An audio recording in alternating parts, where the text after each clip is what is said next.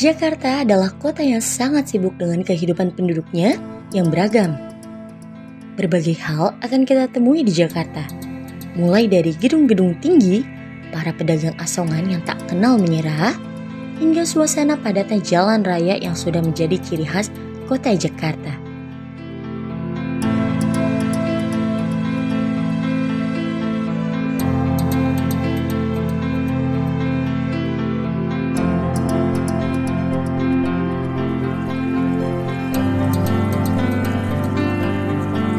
Bila berwisata ke Jakarta, jangan lupa mampir ke Taman Mini Indonesia Indah. Ada museum penerangan loh di sini.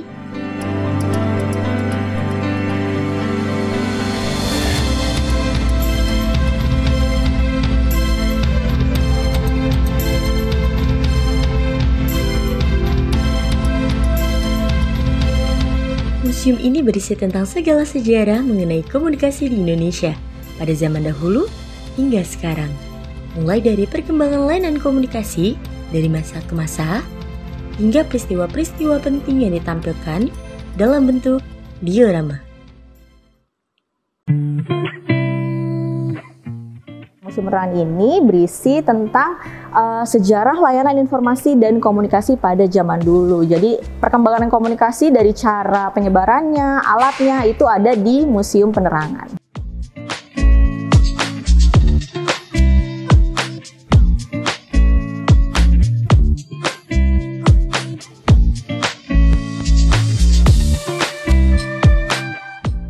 Museum Penerangan ini diresmikan oleh Bapak Presiden Soeharto, Presiden kedua di Indonesia pada tanggal 20 April 1993. Nah, yang mempunyai ide untuk membangun Museum Penerangan ini adalah Ibu Tien Soeharto, istrinya Bapak Presiden Soeharto, dengan tujuan untuk melestarikan barang-barang yang berhubungan dengan Departemen Penerangan pada zaman dulu. Museum Penerangan itu dulunya di bawah Departemen Penerangan yang sekarang bertransformasi jadi Kementerian Komunikasi dan Informatika.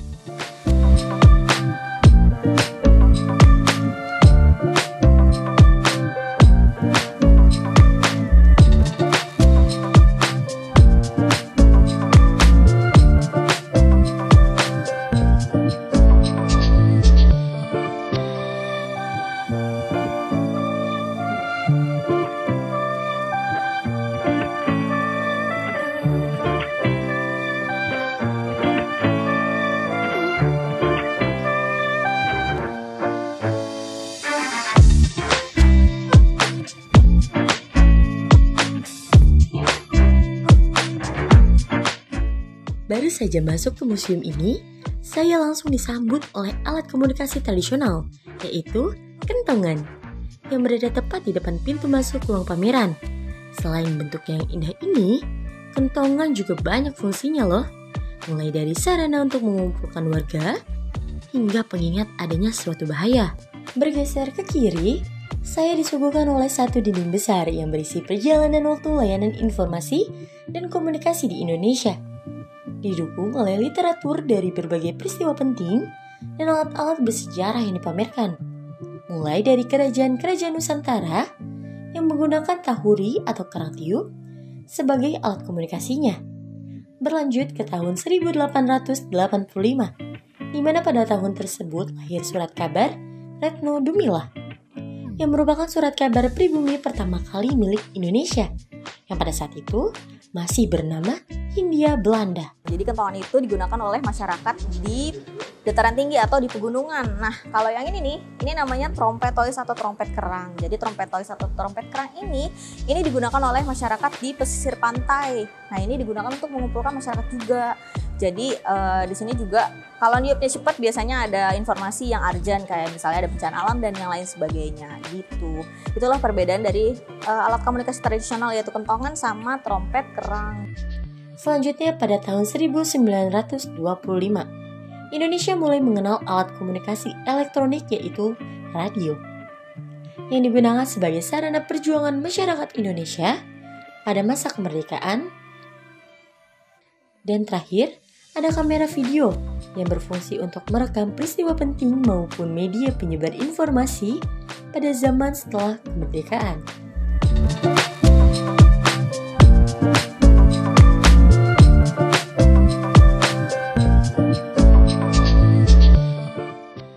storyline layanan informasi dan komunikasi di Indonesia, saya berpindah ke area perjalanan waktu Radio Republik Indonesia atau biasa disingkat RRI. Koleksi pertama yang dipamerkan di area ini adalah mikrofon Kiai Balong dan lampu pemancar. Mikrofon Kiai Balong dipakai untuk menyebarluaskan penerangan dan mengobarkan semangat rakyat semasa gerilya melawan agresi militer Belanda II pada tahun 1948. Sedangkan lampu pemancar menjadi alat pendukung operasional Pemancar Nasional 1 RRI sejak tahun 1955. Sekali di udara, tetap di udara. Begitulah slogan RRI sejak pertama dibentuk hingga saat ini. Nah, kalau yang kita tahu, piringan hitam hanya untuk memutarkan lagu. Zaman dahulu piringan hitam seperti ini juga dipakai oleh RRI untuk menyebarluaskan berita loh teman-teman. Ini untuk memutar musik pada zaman dulu, ya namanya gramafon.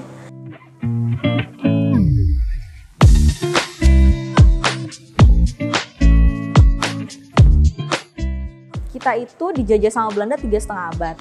Nah, lalu digantikan oleh Jepang selama 3,5 tahun sebelum kita merdeka.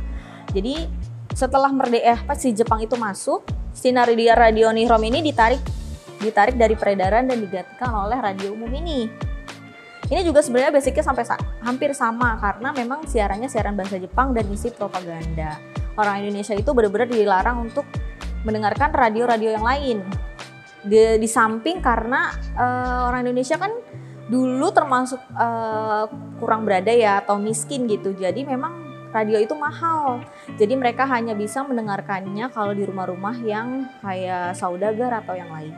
Berbagai radio dipamerkan di sini, seperti radio Masa Nihrom, radio Telesonik, radio Dinamik, dan masih banyak yang lainnya.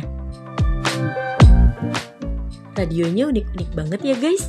Jadi pengen bawa pulang buat koleksi di rumah nih. Tak lengkap rasanya bila melihat sejarah Radio Republik Indonesia, tanpa juga menengok sejarah perkembangan lembaga layanan televisi di Indonesia. Apalagi kalau bukan Televisi Republik Indonesia atau biasa kita sebut TVRI. Lahir pertama kali pada tanggal 24 Agustus 1962, menjadikan TVRI sebagai tonggak sejarah pertelevisian di Indonesia. Asian Games keempat yang berlangsung di Jakarta merupakan peristiwa penting yang pertama kali disiarkan oleh TVRI ke seluruh penjuru tanah air. Inilah kamera yang digunakan TVRI pada saat itu.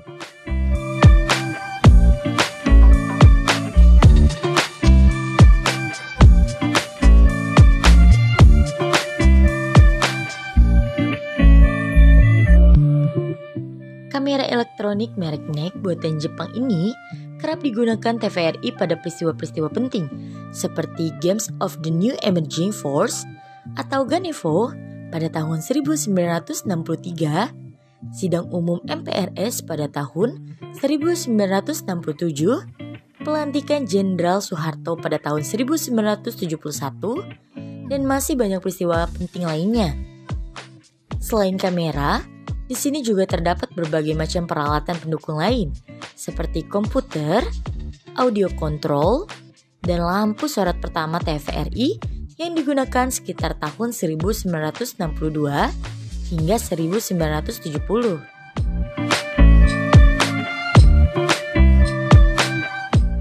Di museum ini juga terdapat diorama studio dari program Si Unyil. Apa ada yang tahu siapa saja nama boneka-boneka ini? Yaps, betul. Ada Unyil, Pauga, Paraden, Usro, Mei, dan tokoh-tokoh boneka lain dari program Si Unyil. Lucu-lucu banget ya ternyata boneka aslinya.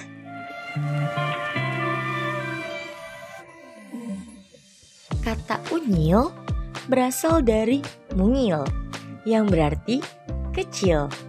Ditujukan kepada anak-anak, film seri boneka ini menceritakan tentang seorang anak sekolah dasar bernama Unyil dan petualangan bersama teman-temannya.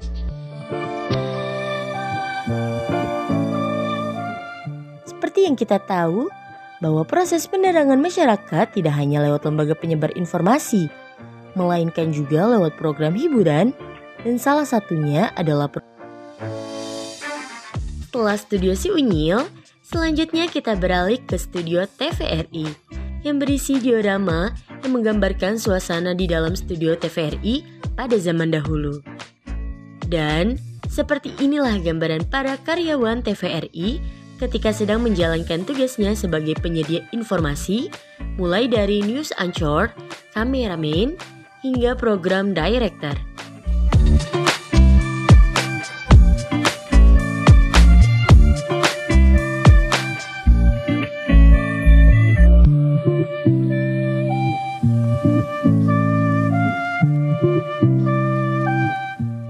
Kemudian kita beranjak ke studio RRI.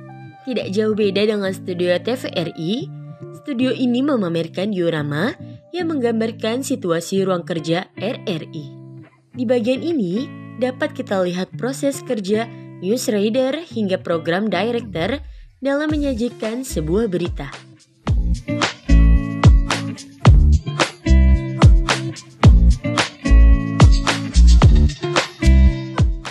Selanjutnya, saya mulai menelusuri bagian tengah Museum Penerangan. Di sini merupakan area storyline Departemen Penerangan yang kini telah berubah menjadi Kementerian Komunikasi dan Informasi.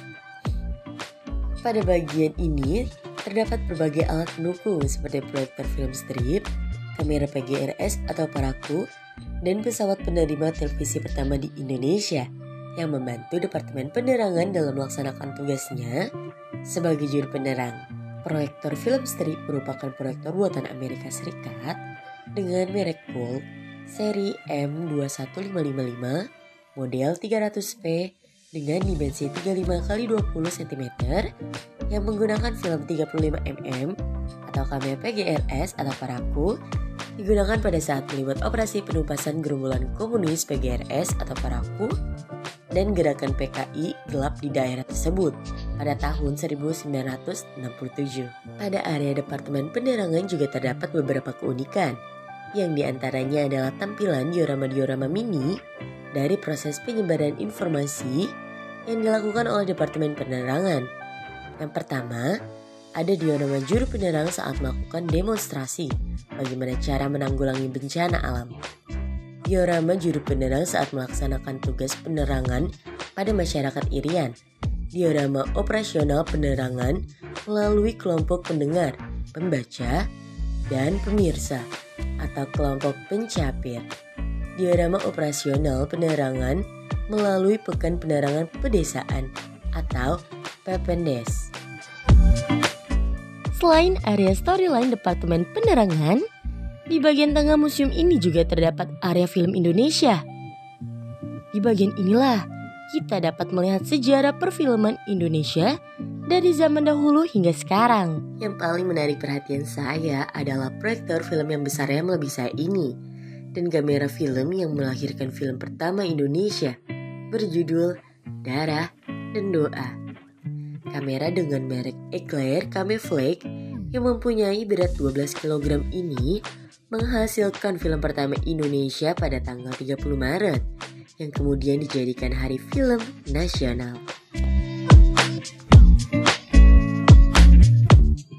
Ini sebenarnya berhubungan tentang sejarah layanan informasi dan komunikasi, kayak misalnya televisi pada zaman dulu yang masih tabung atau masih kotak, terus radio yang kayak di belakang sini nih, radio yang besar-besar, terus ada kamera, terus ada Si Unyil.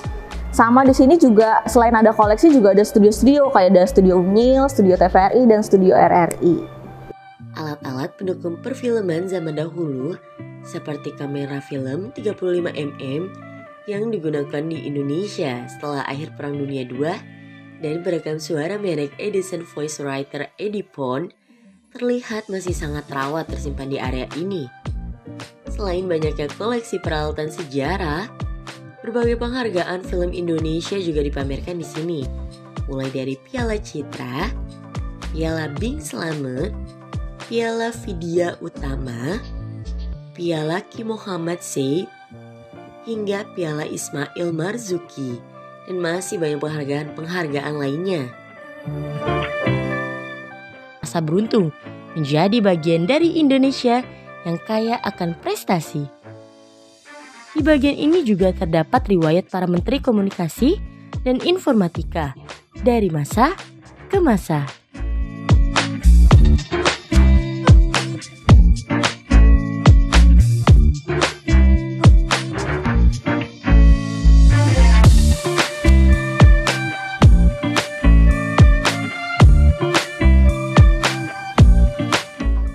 Wah, saya hampir sampai pada bagian ujung museum penerangan nih teman-teman.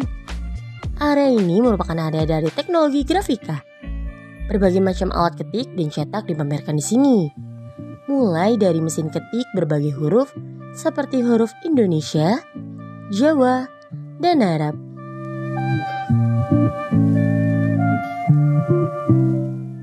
Mesin ketik tahun 1945 dan 1949.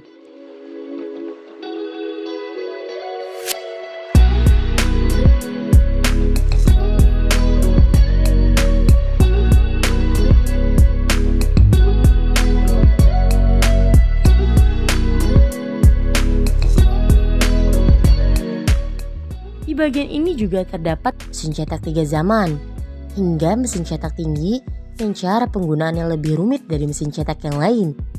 Semua alat ini mengingatkan kita bahwa bagaimana surat kabar menjadi sarana penyebar informasi di masa sebelum maupun sesudah kemerdekaan. Alat-alatnya jadul banget teman-teman. Berasa balik ke zaman dulu ya. Ada banyak mesin ketik dan cetak di masa lalu yang dipamerkan di sini. Mulai dari mesin cetak tinggi yang memiliki kemampuan cetak 1.500 eksemplar per jam dan mulai digunakan percetakan negara RI pada tahun 1945. Hingga terdapat meja opmak yang berfungsi untuk menyusun tata letak halaman suatu naskah, antara lain pengumuman-pengumuman mengenai proklamasi kemerdekaan Indonesia, serta alat-alat grafika lainnya.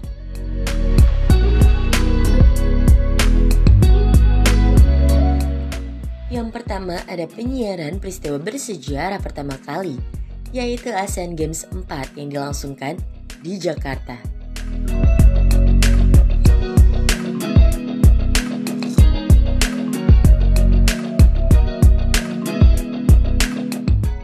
Selanjutnya ada diorama proses percetakan surat kabar pribumi pertama, yaitu Retno Dumila yang terbit pada tahun 1885 dan Dr. Wahidin Sudirohusodo menjadi redaksional yang aktif pada masa itu. Kemudian ada diorama tentang pengambil alihan RRI oleh gerombolan pasukan PKI yang dikomandoi oleh Kapten Suradi selaku pimpinan Satuan Tugas atau Satgas Bima Sakti. Yang keempat ada diorama peristiwa keberhasilan Indonesia dalam menjadi negara swasembada beras dengan angka produksi sebanyak 25,8 ton pada tahun 1984. Berikutnya ada diorama penghargaan oleh Bapak Soeharto kepada kelompok pendengar, pembaca, dan pemirsa atau biasa disebut dengan Kelom Pencapir, di mana kegiatan tersebut dihadiri petani-petani berprestasi dari berbagai daerah. Dan terakhir ada 2 diorama mini, yaitu tentang peristiwa rapat raksasa di lapangan Ikada 19 September 1945 dalam rangka memperingati 1 bulan proklamasi kemerdekaan dan peristiwa Sambung Rasa.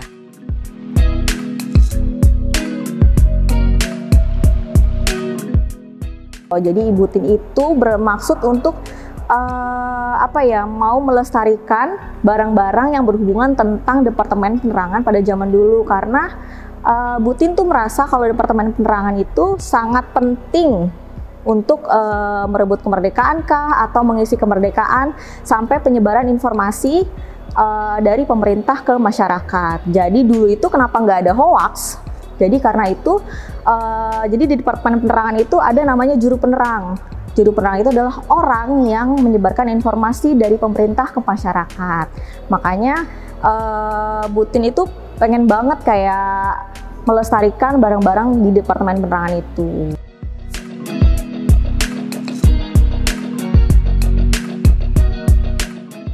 Jadi Museum Penerangan ini dulu itu kan mendapat koleksinya pertama kali itu dari pemberian Departemen Penerangan. Kalau sekarang itu biasanya tim kurator, jadi kurator tuh apa ya, ahli sejarahnya di sini nih, itu yang nyari-nyari melalui internet kah atau dari info dari yang lain, terus disurvei koleksinya cocok nggak untuk Museum Penerangan, baru dibeli lalu ditaruh di Museum Penerangan. Ada juga yang baru banget di kemarin tuh 30 Maret hari film, keluarganya Bapak Usmar Ismail, itu tokoh perfilman, Bapak perfilman pada zaman dulu itu memberikan salah satu proyektornya ke Museum Penerangan gitu.